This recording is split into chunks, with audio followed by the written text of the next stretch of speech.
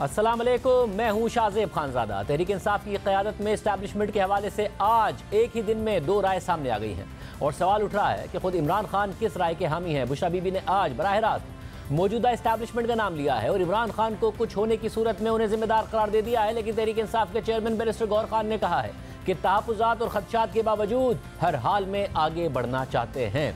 ये सूरत हाल आज अडियाला जेल में सामने आई है, जहां 190 मिलियन पाउंड केस की समाअत के दौरान इमरान खान और बुशरा बीबी दोनों मौजूद थे। इस दौरान बैरिस्टर गौहर खान समेत दीगर वकला की इमरान खान से मुलाकात भी हुई, जबकि खुद इमरान खान ने सहाफ़ियों से गुफ्तगू करते हुए कहा कि उमर अयूब अपोजिशन लीडर और शेर अफजल मरवत को पब्लिक अकाउंट्स कमेटी का चेयरमैन नामजद किया है। पंजाब में 40 MPs के फॉरवर्ड ब्लॉक से मुताल्लिक मुझे इल्म नहीं है। डोनाल्ड लू के बयान पर दोबारा इंक्वायरी करवाई जाए। अमरीकी सफीर मुझसे मिलने के लिए जेल में नहीं आए। अमरीकी सफीर से मुलाकात हुई तो डोनाल्ड लू के बयान और अमरीकी सिफारत खाने के किरदार पर बात करूंगा। इमरान खान ने मजीद कहा कि असल साइफर दफ्तर खारजा में मौजूद है, हमें पैराफ्रेज कॉपी दी गई थी। साइफर गुम हुआ तो वजीर आजम अपने ऑफिस का चौकीदार नहीं होता, PM ऑफिस के कुछ सिक्योरिटी प्रोटोकॉल होते हैं। 9 मई के वाकयात की तहकीकात और 8 फरवरी के इंतखाबात के लिए अलग अलग जुडिशल कमीशन बनाया जाए। 9 मई को बुनियाद बनाकर एक सियासी जमात को खत्म किया जा रहा है। धांधली ज़दा इलेक्शन के बाइस सदर और सेनेट इलेक्शन की कोई हैसियत नहीं है। सिर्फ यही नहीं, आज बुशरा बीबी ने भी अडियाला जेल के कमरा अदालत में साथियों से बात की, जिसमें उनका कहना था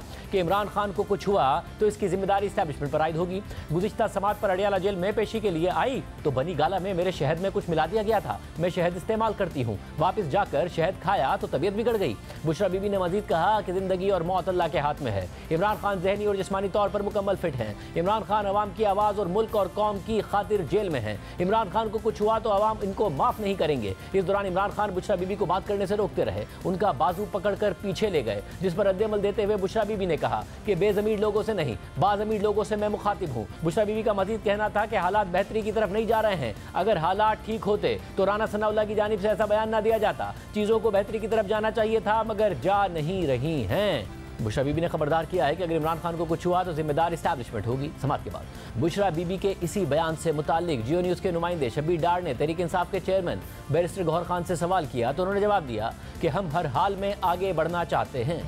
बुशरा बीबी ने भी आज मीडिया से गुफ्तगू की है। ये कहा है कि अगर इमरान खान को अडियाला जेल में कुछ हुआ, उनकी ज़िंदगी को खतरा हुआ तो इसकी जिम्मेदार फौजी क़यादत होगी। उन्होंने बाकायदा नाम लिए हैं। आप तो हमेशा कहते हैं कि हम मामलात की बेहतरी चाहते हैं, जो एस्टेब्लिशमेंट के साथ आपके मामलात हैं वो बेहतर हों। आज बुशरा बीबी का जो बयान है वो आपकी जो पॉलिसी है उसकी मुखालफत नहीं है। नहीं, देखे वो हम हर हाल आगे बढ़ना चाहते हैं और हमने कहा भी है, बावजूद इसके कि हमारे मैंडेट पे डाका डाला गया, लेकिन हमने बॉयकॉट की तरफ नहीं गए, एम्मास रिजिग्नेशन की तरफ नहीं गए, थ्रू आउट प्रोटेस्ट और धरने की तरफ नहीं गए, पर फिर भी हम आगे की तरफ बढ़े।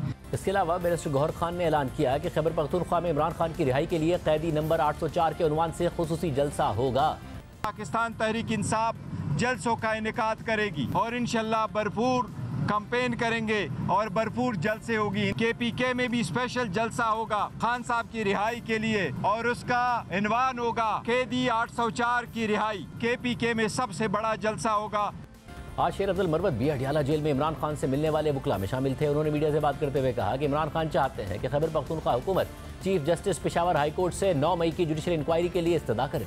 9 मई के वाकयात की जुडिशल इंक्वायरी के लिए खान साहब ने 26 मई को कॉन्स्टिट्यूशनल पिटीशन सुप्रीम कोर्ट में दायर की थी। खान साहब की ये भी ख्वाहिश है कि KP गवर्नमेंट जो है वो पेशावर हाई कोर्ट को रजू करें। वहाँ पे एक कानून है और उस कानून के तहत जो है प्रोविंशियल गवर्नमेंट जो है वो मोहतरम chief justice Peshawar high court से ये इस्तदा कर सकती है कि कोई भी ऑनरेबल 1 जज 2 जज या इससे ज़्यादा जज साहिबान जो है एक ऐसे इवेंट की प्राप्त कर ले जो इस सिग्निफिकेंस का हामिल हो। शेर अब्दुल मरवत आज इमरान खान से मिले हैं, लेकिन कल उनकी PTI के कोर कमेटी के इजलास में दीगर अराकीन से तल्ख कलामी की खबरें सामने आई थी। जियो न्यूज़ के नुमाइंदे हैदर शरादी की खबर के मुताबिक ज़राए का कहना है कि कोर कमेटी के इजलास में बैरिस्टर गौहर खान, अली मोहम्मद खान समेत तकरीबन 50 अराकीन शरीक थे, जबकि शहबाज गिल और मियां असलम इकबाल वीडियो लिंक पर शरीक हुए। बल्लेबाज के सवाल पर शेर अब्दुल मरवत और नियाजुल्लाह नियाजी के दरमियान तल्ख कलामी हो गई। शेर अब्दुल मरवत ने पूछा कि बल्लेबाज को कौन लाया था, बताया जाए। बल्लेबाज की वजह से नुकसान हुआ तो नियाजुल्लाह नियाजी ने फैसले का दिफा किया और कहा कि बल्लेबाज को लाने वाले की पार्टी में कुर्बानियां हैं। शेर अफजल मरवत और नियाजुल्लाह नियाजी के दरमियान बात बढ़ने पर अली मोहम्मद खान ने मामले को रफा दफा कराया। खबर के मुताबिक बास पार्टी रहनुमाओं ने बल्लेबाज समेत मुतअद्दिद गलत फैसलों का सवाल उठाने पर शेर अफजल मरवत की तायद की, जबकि फिरदौस शमीम नकवी का कहना था कि शेर अफजल मरवत के साथ किसी को रखना चाहिए जो इन्हें पढ़ाए और समझाए, ये अपने ही लोगों पर हमले कर रहे हैं। इसके जवाब में शेर अफजल मरवत का कहना था कि मेरे खिलाफ मुहिम चलाई जा रही है, कोई बाहर निकलता नहीं है, सब छुपे हुए हैं। मैंने मुश्किल दिनों में पीटीआई को लीड किया है, मेरे खिलाफ पीटीआई के अपने अरकान बातें करते हैं। जिसके बाद तहरीक इंसाफ की कोर कमेटी का इजलास भी तल्ख कलामी पर खत्म हुआ। ताहम शेर अफजल मरवत ने एक्स पर पोस्ट किया कि फिरदौस शमीम नकवी और दीगर के साथ तल्ख जुमलों के तबादले से मुतालिक अफवाहें गलत और बदनीयती पर मबनी हैं। पार्टी मीटिंग में होने वाली बहस को पार्टी में इख्तलाफात के तौर पर नहीं लेना चाहिए। पार्टी मुत्तहिद है और हम चट्टान की तरह मिलकर काम जारी रखेंगे। अहम बात यह भी है कि कल तहरीक इंसाफ की कोर कमेटी के इजलास में शहबाज गिल वीडियो लिंक के जरिए शरीक हुए और शहबाज गिल ही पीटीआई के वो रहनुमा है जो कुछ दिन पहले अमेरिका में IMF के दफ्तर के बाहर होने वाले एहतजाज में शरीक थे, लेकिन तहरीक इंसाफ ने इस एहतजाज से लाताल्लुकी का इजहार कर दिया था, मगर खुद इमरान खान इसकी हिमायत कर रहे थे। तहरीक इंसाफ में क्या कन्फ्यूजन चल रही है, आगे क्या हिकमत अमली है, इस हवाले से बात करेंगे। हमारे साथ मौजूद है सीनियर साहब हामिद मीर साहब, जबकि आज अडियाला जेल में समात के दौरान क्या हुआ खुद सवाल भी किए। हमारे साथ मौजूद हैं शब्बीर डार, नुमाइंदा जियो न्यूज़। शब्बीर डार साहब बहुत शुक्रिया, आपने ही गौहर खान साहब से सवाल किया जिसका उन्होंने जवाब दिया कि हम तो जो भी हुआ बहरहाल आगे बढ़ना चाहते हैं, मगर जब बुशरा बीबी और इमरान खान साहब ने से बात हुई मीडिया की, उस वक्त भी आप मौजूद थे। क्या हुआ, बुशरा बीबी गुस्से में थी, इमरान खान साहब का मूड कैसा था, बात यहाँ तक कैसे पहुंची, उन्होंने जो ये बातें की? शाहजेब अडियाला जेल में 190 मिलियन पाउंड स्कैंडल रेफरेंस की समात के दौरान पहले बानी पीटीआई ने सहाफ़ियों से गुफ्तगू की। उसमें उन्होंने चीफ जस्टिस ऑफ पाकिस्तान से अपील की कि जो 25 मई 2023 के दिन उनके कारकुनान पर तशद्दुद हुआ, उसकी पटिशन सुप्रीम कोर्ट में है, उसको सुनाया जाए और इसके अलावा 9 मई का जो वाक़या है उसकी तहकीकात की जाए, उस पर जुडिशल कमीशन बनाया जाए। इसके अलावा उन्होंने कहा कि जो अमरीकी कांग्रेस की जो महकमे खारजा की कमेटी में जो डोनाल्ड लू ने बयान दिया है, उस पर उन्होंने कहा कि अगर डोनाल्ड लू रजीम चेंज की साजिश को तस्लीम करता तो इससे जो बाइडन हुकूमत पर दबाव आता और बाइडन की हुकूमत हिल जाती। इसके अलावा उन्होंने इलेक्शन की धांधली पर बात की कि इलेक्शन कमीशन किस तरह इंक्वायरी कर रहा है, वो खुद इस धांधली में मुलव्वस है और उन्होंने 8 फरवरी के आम इंतखाबात पर भी चीफ जस्टिस ऑफ पाकिस्तान से अपील की कि इसकी भी इंक्वायरी की जाए और इस पर भी कमीशन बनाया जाए। ये जब बातें इमरान खान ने की और उसके बाद इमरान खान जब गुफ्तगू करने के बाद अपनी चेयर पर जाके बैठे, उसके थोड़ी देर बाद जो उनकी अहलिया बुशरा बीबी है वो उठकर सहाफ़ियों की तरफ आई और उन्होंने कहा कि मैंने 2-3 बातें करनी हैं। साबिक वज़ीर दाखिला राना सनावाला ने जो बयान दिया है इमरान खान से मुतल्लिक, उनके वजूद को ख़त्म करने के मुतल्लिक, मैं ये कहना चाहती हूँ कि अगर इमरान खान को अडियाला जेल में किसी किस्म का ख़तरा हुआ, उनकी ज़िंदगी को कोई ख़तरा हुआ, तो उन्होंने पाकिस्तान के अहम इदारे की 3 अहम शख्सियात का नाम लिया और उन्होंने कहा कि ये 3 शख्सियात इस सारे जो मामले की ज़िम्मेदार होंगी अगर इमरान खान को कुछ हुआ। उन्होंने बाकायदा तौर पर नाम भी लिए। उसके बाद उन्होंने कहा कि गुज़श्ता समात पर जब मैं पेशी के लिए अडियाला जेल आई 190 मिलियन पाउंड स्कैंडल रेफरेंस की समात में, तो मेरे पीछे बनी गाला में मेरे शहद में कुछ मिलाया गया था। जब मैं वापस गई तो मैंने वो सारा शहद खाया और उससे मेरी तबीयत बिगड़ गई, लेकिन अल्लाह का फजल है मैं महफूज रही और ज़िंदगी और मौत जो है वो अल्लाह के हाथ में है। इस दौरान जो बानी पीटीआई है वो मुसलसल बुशरा बीबी को रोकते रहे और मना करते रहे। जब वो नहीं मानी, वो मुसलसल बात करती रही, तो इमरान खान ने उनका बाजू पकड़ा और उनको खींच के ले गए। इस पर बुशरा बीबी ने रद्द-ए-अमल देते हुए कहा कि मैं बेज़मीर लोगों से नहीं बाज़मीर लोगों से मुखातिब हूँ और इमरान खान अगर जेल में है तो वो मुल्क और कौम की खातिर है।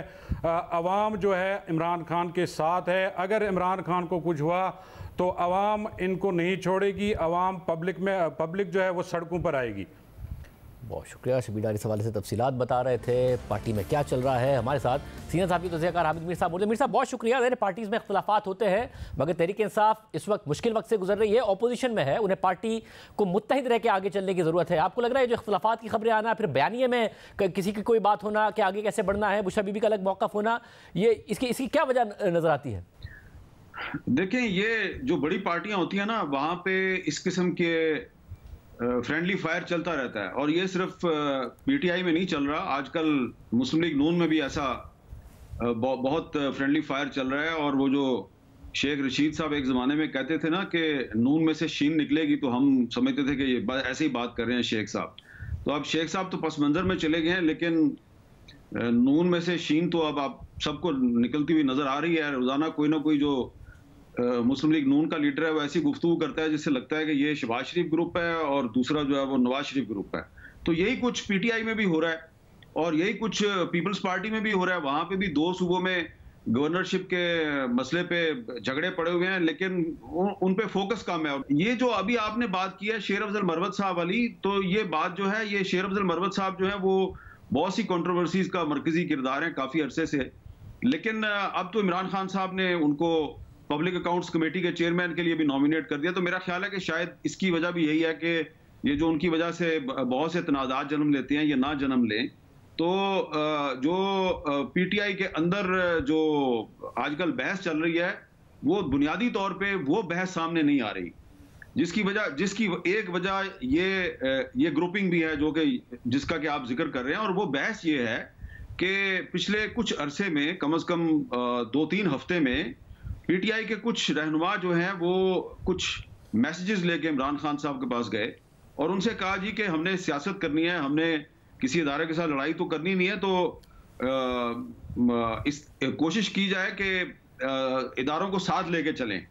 तो इमरान खान साहब का जो रिस्पॉन्स होता है वो बड़ा अनकम्प्रोमाइजिंग होता है। वो फौरन ये कहते हैं जी कि अगर आप आइंदा से मेरे पास इस किस्म का पैगाम लेके आए तो आप बेहतर है कि आप आए ही ना।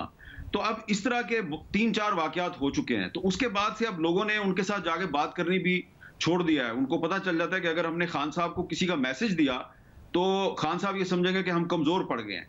तो अब वो जो ग्रुप है जो रिकॉन्सिलिएशन का हामी है, वो आहिस्ता आहिस्ता अब पीछे की तरफ जा रहा है। और कोर कमेटी में फिर वो मसला असल में ये है जो मैं आपको बता रहा हूं, लेकिन वो छोटे छोटे दूसरे इश्यूज को का नाम लेके तो वो एक दूसरे पे तनकीद करते हैं। असल फड्डा जो है वो ये है कि इमरान खान साहब जो हैं वो किसी की बात सुनने के लिए तैयार नहीं है। वो कहते हैं जी कि मेरे साथ जो करना है कर लो, मैंने जेल से नहीं निकलना, मैंने कोई कंप्रोमाइज नहीं करना। ये है सारा फड्डा।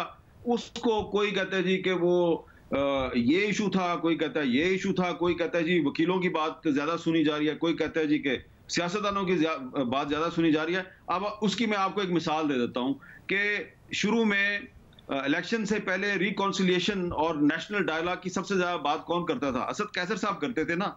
तो आप देखिए, आप असद कैसर साहब कहते हैं जी कि मुफाहमत को तो छोड़ दें जी, हमने तो सिर्फ मुजाहमत करनी है, मुफाहमत छोड़ दें, हमने सिर्फ मुजाहमत करनी है। तो मेरा ख्याल ये है कि इमरान खान साहब की स्ट्रेटजी ये है कि अल्टीमेटली उनके साथ पार्टी में वही सर्वाइव करेगा जो उनके बयानिए पर चलेगा, और उनका बयानिया मुजाहमत का है। जो मुफाहमत की बात करेगा वो आहिस्ता आहिस्ता पस मंजर में चला जाएगा। मतलब जब 9 मई के वाक़े से पहले भी ये हुआ, अब ज़ाहिर इमरान खान साहब एक सीनियर सियासतदान हैं, उन्हें नज़र आता है अगर वो इस पॉलिसी पर चलना चाहते हैं तो कहीं ना कहीं वो वीकनेस देख रहे हैं और उन्हें लगता है कि अगर मैं इसी पॉलिसी पर चलूँगा तो कामयाब होऊंगा। क्योंकि 9 मई के वाक़े से पहले असद उमर साहब और दीगर जो बात बताते हैं वो यही कि जी पार्टी के अंदर जो मुफाहमत की बात करते थे वो आहिस्ता आहिस्ता पीछे चले गए और फिर 9 मई होता नजर आ रहा था। जो कुछ 9 मई को हुआ उसी तरफ चीज़ें जा रही थी, मगर उस वक्त तो बैकफायर कर गई इमरान खान साहब की स्ट्रैटेजी। मगर अब आपको लगता है क्योंकि इलेक्शन में परफॉर्म किया है उन्होंने और उन्हें ये सही लग रहा है कि अगर मैं इसी पॉलिसी पर चलूंगा तो कामयाब हो जाऊंगा?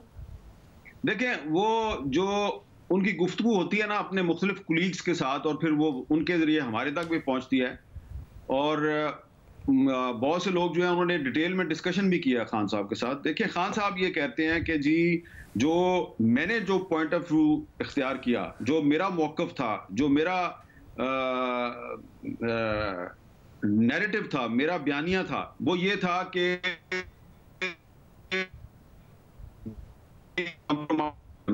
डिस्क्वालीफाई भी कर दिया गया, मुझे जेल में भी डाल दिया गया, लेकिन इलेक्शन में जो लोग हैं उन्होंने पाकिस्तान तहरीक इंसाफ पर एतमाद का इजहार किया। इसका मतलब यह है कि मैं अवाम की नब्ज के मुताबिक चल रहा हूं, मुझे हुकूमत मिलती है नहीं मिले, मुझे जेल से रिहाई मिलती है नहीं मिले, लेकिन मैं वही कर रहा हूं जो पाकिस्तान के अवाम चाहते हैं, और पाकिस्तान के अवाम चाहते हैं कि मुजाहमत होनी चाहिए। और अब आप देखें कि अब तो जो हाई कोर्ट के जजेस हैं वो भी इस किस्म के खत लिख रहे हैं कि जिसमें वो कह रहे हैं जी कि जो खुफिया इदारे हैं उनके दबाव से निकालने के लिए कोई कदम उठाया जाए। तो इमरान खान साहब भी यही कह रहे हैं। मेरा ये ख्याल है कि ये आहिस्ता आहिस्ता जो उनका नैरेटिव है, उनका जो बयानिया है, ये सिर्फ पॉलिटिकल पार्टीज में नहीं, ये हर तरफ फैलेगा और आपको ज्यादा इंतजार नहीं करना पड़ेगा। थोड़े दिन में आप देखेंगे कि मुस्लिम लीग नून से भी ऐसी ही आवाजें आएंगी। वैसे तो आनी शुरू हो गई हैं, लेकिन अभी आज एक अफ्तार पार्टी पे मुझे मुस्लिम लीग नून के बहुत से जो रहनुमा मिले, तो उन्होंने कहा जी कि ये जो पीटीआई में जो कुछ हो रहा है ना, ये हमारी पार्टी के अंदर भी शुरू हो गया है। लेकिन पीटीआई का मामला जो है वो टीवी की स्क्रीन पर डिस्कस हो रहा है, हमारा मामला डिस्कस नहीं हो रहा, लेकिन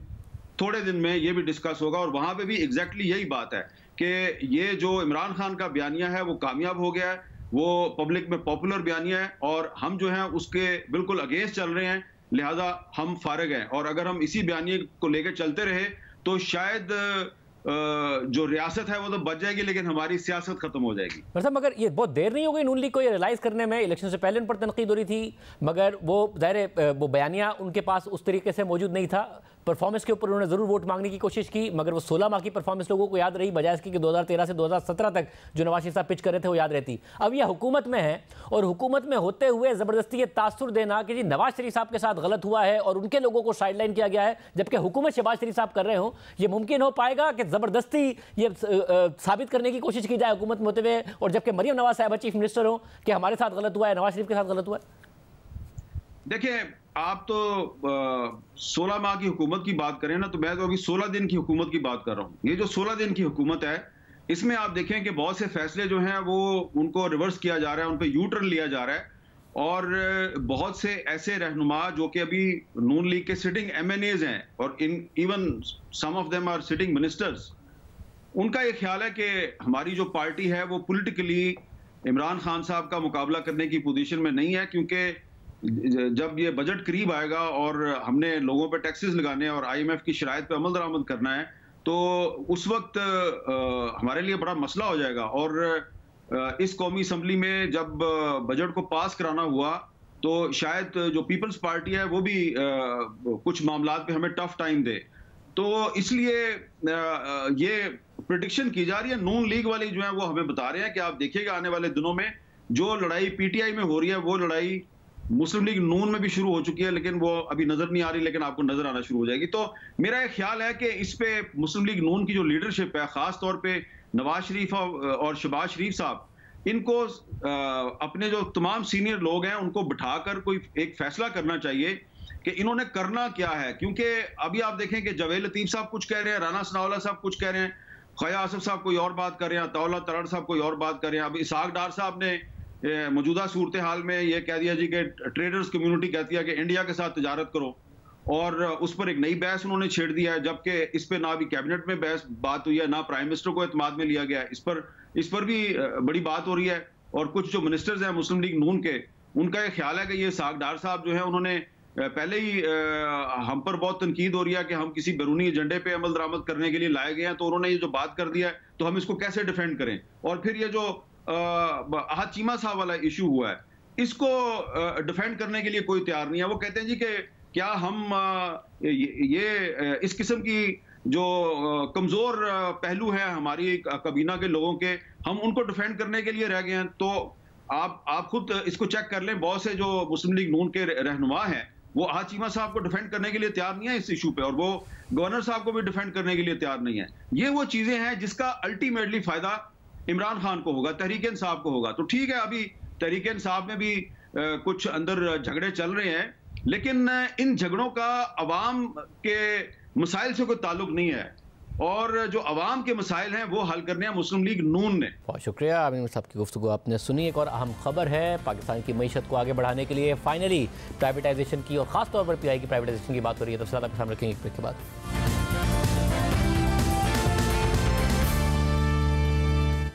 अब से कुछ देर पहले एक गैर मामूली पेशरफ सामने आई है। इस्लामाबाद हाई कोर्ट के 6 जजेस ने सुप्रीम जुडिशल काउंसिल को खत लिखा है और रहनुमाई मांगी है कि इंटेलिजेंस एजेंसियों समेत एग्जीक्यूटिव के अराकीन की अदालती मामलात में मुदाखलत और धमकियों पर मबनी कार्रवाइयों पर रद्द-ए-अमल देने और उसे रिपोर्ट करने के हवाले से एक जज की क्या जिम्मेदारी बनती है। यह खत इस्लामाबाद हाई कोर्ट के justice Mohsin Akhtar Kiyani, justice Tariq Mahmood Jahangiri, justice Babar Sattar, justice Sardar Ejaz Ishaq Khan, justice Arbab Mohammad Tahir और जस्टिस समन रिफत इम्तियाज ने लिखा है। और यह खत चीफ जस्टिस काजी फायद ईसा जो सुप्रीम जुडिशल काउंसिल के सरबराह हैं और बाकी दो सीनियर तरीन जजेस जस्टिस मंसूर अली शाह और जस्टिस मुनीब अख्तर को भी लिखा गया है। इसके अलावा chief justice Islamabad high court justice Aamir Farooq और chief justice Peshawar high court justice Mohammad Ibrahim Khan को भी खत लिखा गया है जो सुप्रीम जुडिशल काउंसिल के अरकान हैं। साथ ही सुप्रीम कोर्ट के रजिस्ट्रार समेत दीगर जजेस को भी खत की कॉपी फराहम की गई है। इस खत में इस्लामाबाद हाई कोर्ट के जजेस ने जस्टिस रिटायर्ड शौकत अजीज सिद्दीकी के केस में सुप्रीम कोर्ट के फैसले का हवाला दिया है।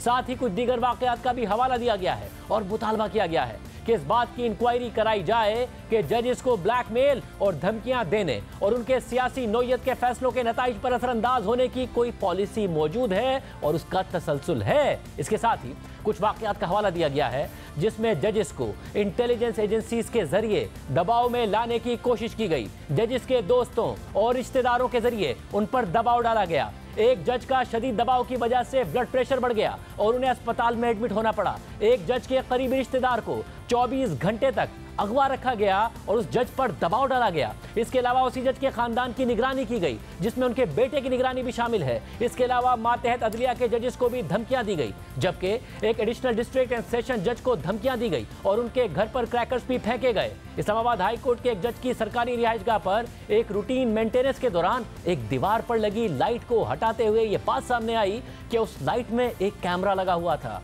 और उसके साथ एक सिम कार्ड भी लगा हुआ था जो उस जज के घर के ड्राइंग रूम से ऑडियोज और वीडियोज रिकॉर्ड करके उन्हें कहीं ट्रांसमिट कर रहा था। ऐसा ही एक कैमरा जज के घर के मास्टर बेडरूम में भी लगाया गया था और जब उस सर्वेलेंस के आलात को बरामद किया गया तो उसके साथ यूएसबी लगी हुई थी जिसमें जज के और उनके फैमिली मेंबर्स की प्राइवेट वीडियोज मौजूद थी। इन वाकयात को बताने के बाद जजेस ने अपने खत में सुप्रीम जुडिशल काउंसिल से दरख्वास्त की है कि अदालती मामलात में इंटेलिजेंस एहलकारों की मुदाखलत के हवाले से जुडिशल कन्वेंशन बुलाया जाए। इस तरह कन्वेंशन दीगर हाई कोर्ट के जजेस की जानिब से मजीद ऐसे वाकयात की मालूमात सामने लाने का मौका दे सकता है जिनका इस खत में हवाला दिया गया है। इस तरह की इदारा जाती मुशावरत सुप्रीम कोर्ट को इस हवाले से मदद दे सकती है कि कैसे अदलिया की आज़ादी को बेहतर तरीके से तहफ़्फ़ुज़ फराहम किया जा सकता है और साथ ही अदलिया की आज़ादी कम करने वालों का तयन करने का मैकेनिज्म बनाने में मुआविन हो सकती है। जबकि इस खत के साथ इस्लामाबाद हाई कोर्ट के जजेस की जानिब से chief justice Islamabad high court को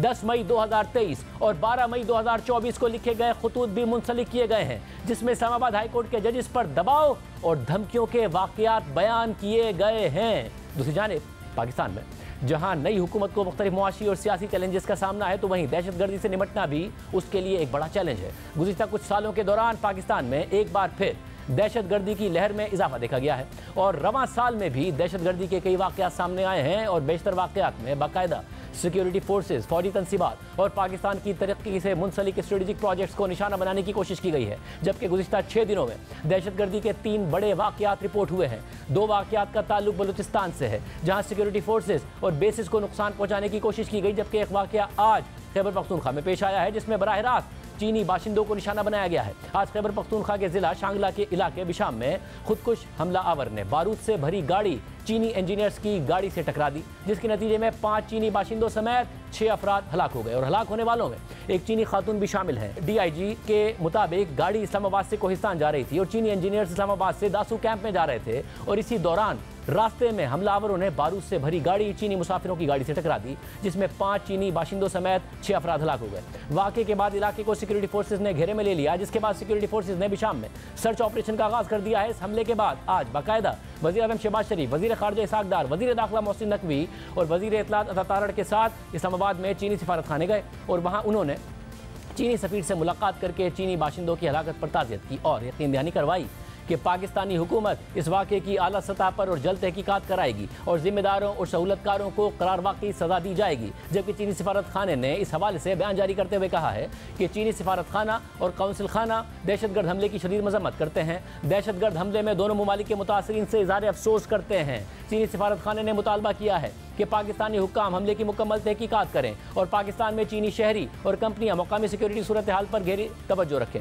अब जहां आज खैबर पख्तूनख्वा में यह अफसोसनाक वाक़या पेश आया है तो वहीं कल रात बलूचिस्तान के इलाके तुर्बत में पाकिस्तान बहरिया के एयरबेस PNS सिद्दीक पर दहशतगर्दों ने हमला किया। कई घंटों तक वहां फायरिंग और धमाकों की आवाज़ सुनी गई और रात देर तक तुर्बत एयरपोर्ट और नेवल बेस के करीब की आबादी में इस हमले की वजह से शदीद खौफ और हिरास फैल गया और सिक्योरिटी फोर्सेज की बर्वक्त जवाबी कार्रवाई के नतीजे में इस हमले को नाकाम बना दिया गया और तमाम 4 हमलावर सिक्योरिटी फोर्सेज की जवाबी कार्रवाई में मारे गए, जबकि एक सिक्योरिटी एहलकार भी इस वाक़े में शहीद हुए।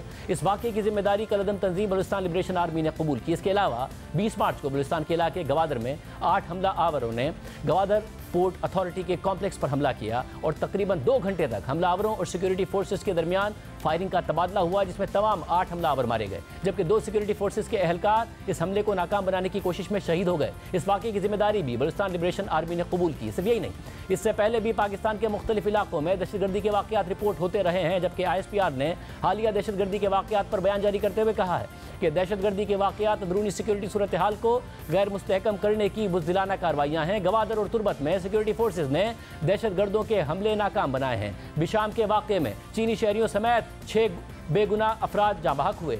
पूरी कौम अपने चीनी भाइयों के साथ इज़हार यकजहती के लिए खड़ी है। कौम इस बुज़दिलाना कार्रवाई की बिला इम्तियाज़ मजम्मत करती है। पाकिस्तान की इक़्तिसादी तरक्की के अहम स्ट्रेटेजिक प्रोजेक्ट्स को निशाना बनाया जा रहा है। ये अनासिर मुसलसल दहशतगर्दी के सरपरस्तों के तौर पर बेनकाब हो रहे हैं। पाकिस्तान और स्ट्रेटेजिक इत्तेहादियों बिलखुसूस चीन के दरमियान इख्तलाफात पैदा करने की शऊरी कोशिश की जा रही है। बाज़ गैर मुल्की अनासिर अपने मफादात के तहत पाकिस्तान में दहशतगर्दी को फ़रोग़ देने में मुलव्विस हैं। मुसल्लह अफ़वाज के खिलाफ तशद्दुद की ऐसी घिनौनी कार्रवाइयाँ हमारे अज़म को पस्त नहीं कर सकती। बयान के मुताबिक पाकिस्तान दहशतगर्दी के खिलाफ बतौर फ्रंटलाइन रियासत मुकाबला करने वाला वाहिद मुल्क है और चीन की गैर मुतज़लज़ल हिमायत से दहशतगर्दी में मुलव्विस अफराद को जवाबदेह ठहराए जाने को यकीनी बनाएंगे, यानी यकीनी बनाया जाएगा कि दहशतगर्द अंजाम तक पहुँचें। इस पूरे मामलात में इस पर बात करने के लिए हमने वज़ीर दाखिला मोहसिन रफ़ी को प्रोग्राम में आने की दावत दी, मगर उन्होंने कोई जवाब नहीं दिया। प्रोग्राम ब्रेक शामिल करते हैं। प्राइवेटाइजेशन के हवाले से बहुत पेशरफ्त हो रही है, मामला आपके सामने रखेंगे ब्रेक के बाद।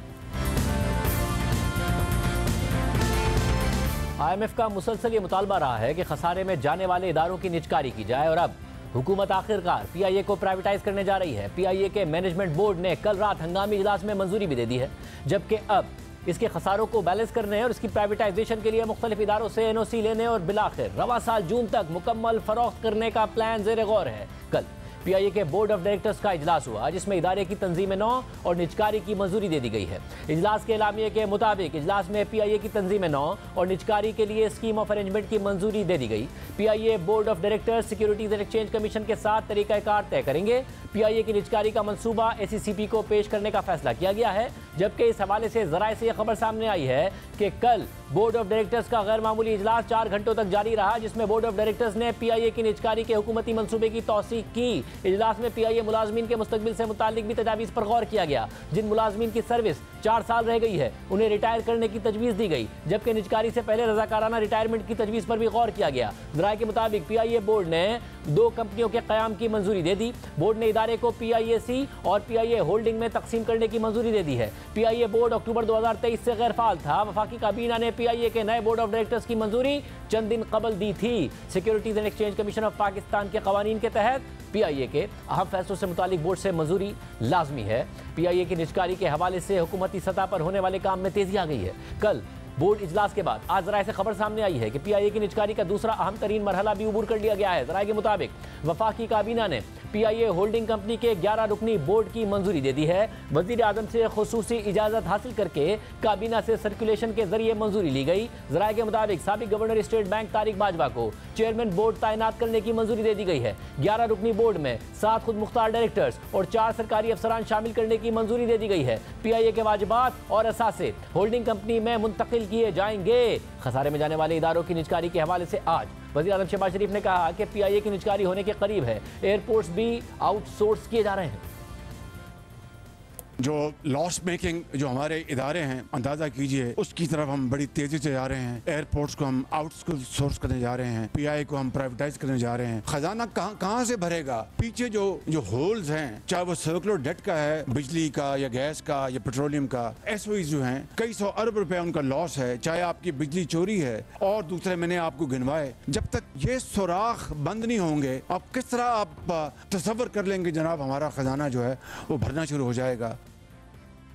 जबकि प्राइवेटाइजेशन के बारे में खुद वजीर खजाना मोहम्मद औरंगजेब ने हमारे प्रोग्राम में बताया था कि PIA की निजकारी के मामले में हम दुरुस्त सिमत में आगे बढ़ रहे हैं और ये हमारी बड़ी कामयाबी होगी। साथ ही उन्होंने कहा कि बिजली की तकसीमकार कंपनियों को भी प्राइवेटाइज करेंगे। इंशाल्लाह PIA की जो प्राइवेटाइजेशन है, I do think we are moving in the right direction and that will be a one big success जो हमें फिर will put us in good state to actually do and take other measures. Power distribution companies भी बहुत ज्यादा loss making है, उनमें privatisation की तरफ जाएंगे या प्रोविंसेस को देने की तरफ जाएंगे? नहीं जी, the idea is to take them into the private sector. PIA की निजकारी की खबरों के असरात आज स्टॉक मार्केट में भी नजर आए, जहां निजकारी की मंजूरी की खबर के बाद PIA के शेयर्स के भाव में 7.5% इजाफा हुआ, अपर लॉक लग गया। नई हुकूमत के आने के बाद से ही PIA की निजकारी की खबरें उरूज पर थीं, जिसकी वजह से गुज़िश्ता एक महीने के दौरान PIA के शेयर्स की कीमत तकरीबन 128% बढ़ चुकी है। PIA की प्राइवेटाइजेशन के हवाले से निगरान हुकूमत के दौर में खासी पेशरफ हुई।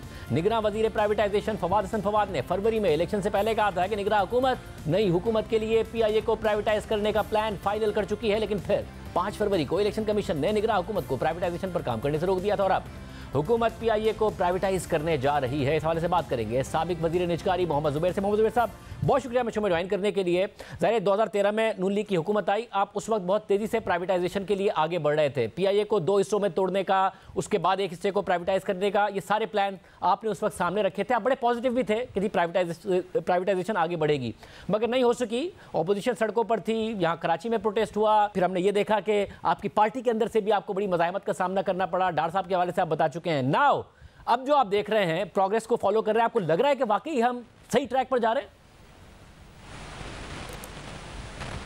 मेरा ख्याल है ये सबसे पॉजिटिव ख़बर है पिछले 2 साल में। अगर मैं कहूँ जब से PDM की हुकूमत आई थी, उस वक्त वो जो 16 महीने थे वो बिल्कुल ज़ाया किए गए, हालांकि उस वक्त शुरू कर देना चाहिए था। अभी जो आपने क्लिप सुनाया वज़ीर आज़म साहब का, वज़ीर आज़म साहब को ये अप्रैल 2022 में इसी तेज़ी से अगर वो कदम बढ़ाते तो मेरा ख्याल है अभी तक बहुत कुछ आगे बढ़ चुके होते। इसकी वजह यह है कि ज़ाहिर है जो लॉसेस पिछले 2 साल में हुए वो भी तो आवाम के ऊपर बोझ ही हैं।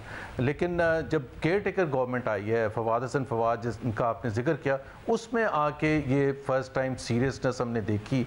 उससे पहले PTI की हुकूमत में भी कोई सीरियसनेस नहीं थी और फवाद हसन फवाद ने बावजूद इसके कि केयर टेकर प्राइवेटाइजेशन मिनिस्टर थे और केयर टेकर गवर्नमेंट ने उसको बहुत आगे तक लेके गए। और अगर वो इलेक्शन कमीशन और सही रोका शायद इलेक्शन कमीशन ने, तो मैं तो उसको बहुत पॉजिटिव देख रहा हूँ। और ये अगर PIA में हम सही कदम पर आगे चलेंगे, अभी बहुत से मराहिल आएंगे, बहुत से टेक्निकल मराहिल आएंगे जिसको अबूर करना होगा। बट मुझे याद है कि जब आपने आइडिया दिया था, सबसे बड़ी बात यह है कि वज़ीर आज़म खुद ओन कर रहे हैं। मेरी आपसे बात हुई थी 2014-15 में जब प्राइवेटाइजेशन की बात हो रही थी, आपने कहा था है मुश्किल मगर यही वाहिद हल है।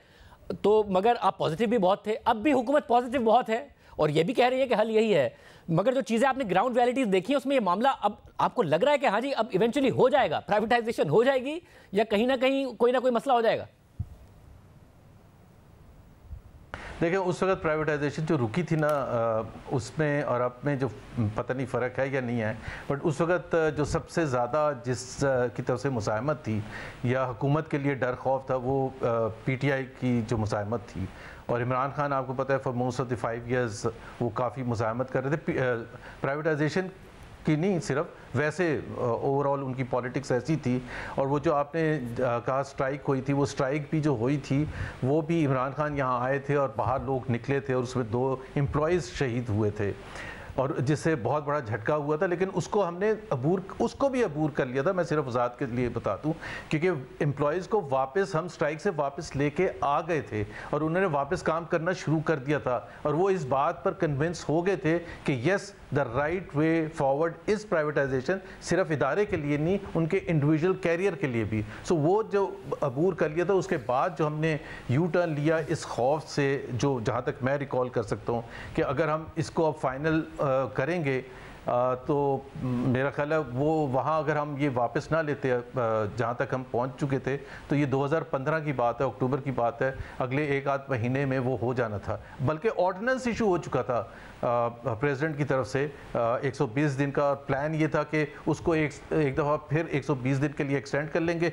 जिस दौरान हम स्ट्रेटजिक सेल कर लेंगे और जब तक वो ख़त्म होगा वो पीरियड ऑर्डिनेंस का, तो उस वक्त तक हम पार्लियामेंट से पास भी करवा लेंगे जो भी हमने करना था। साहब तो अब जबकि ज़ाहिर उस ज़माने में जब बात होती थी प्राइवेटाइजेशन की तो होता था कि जी पीआईए के सर्वाइवल का मामला है, पावर डिस्ट्रीब्यूशन कंपनीज के सर्वाइवल का मामला है, ये बात होती थी। मगर अब, और मौजूद साहब आप ज़ाहिर बहुत क्लोजली फॉलो करते हैं पाकिस्तान की इकॉनमी को, अब तो कहा जाता है कि पाकिस्तान के अपने सर्वाइवल का मामला है, सिर्फ इन इदारों के सर्वाइवल का मामला नहीं है। आप ख्याल में इतना ही नागुज़ीर है कि प्राइवेटाइजेशन प्रोग्राम के साथ अब आगे बढ़ा जाए दीगर इदारों में भी?